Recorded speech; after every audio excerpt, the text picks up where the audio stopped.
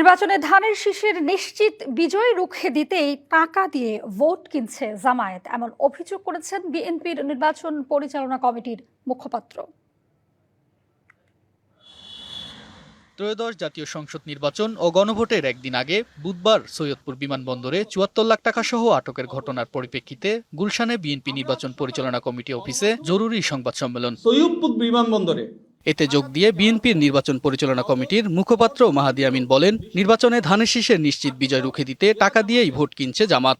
যারা ইনসাফ প্রতিষ্ঠা ও দুর্নীতির বিরুদ্ধে বয়ান তৈরি করে তাদের কাছে প্রশ্ন করা যেতেই পারে, টাকা দিয়ে ভোট কেনা তাদের সেই দুর্নীতি বিরোধী বয়ানের সাথে কতটা সঙ্গতিপূর্ণ। এদিকে সিএসির বৈঠকের পর বিএনপি নির্বাচন পরিচালনা কমিটির চেয়ারম্যান নজরুল ইসলাম খান বলেন, সৈয়দপুরে বড় অঙ্কের টাকা নিয়ে জামাত নেতা আটকের ঘটনা নির্বাচনকে প্রশ্নবিদ্ধ করছে।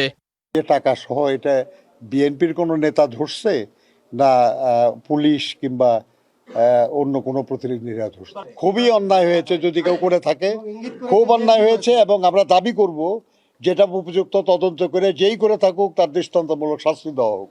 যারা নির্বাচনে নিজেদের বিজয় নিয়ে দুশ্চিন্তাগ্রস্ত কিংবা যারা তাদের পরাজয় সম্পর্কে নিশ্চিত, তারাও করতে পারে, অসম্ভব কিছু না। বেশ কয়েকটি অপ্রীতিকর ঘটনা ঘটছে উল্লেখ করে লক্ষ্মীপুর, সিরাজগঞ্জ, বরগুনা, ময়মনসিংহ ও চট্টগ্রামে নির্বাচন ঘিরে নানা অনিয়ম ও প্রার্থীদের নির্বাচনী আচরণবিধি লঙ্ঘনের অভিযোগও করেন তিনি।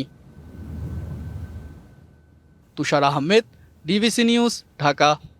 কাছে আসা সহজ হয়ে যায় যখন ফ্রেশ বেড থাকে 18 ঘন্টা পর্যন্ত। হাই।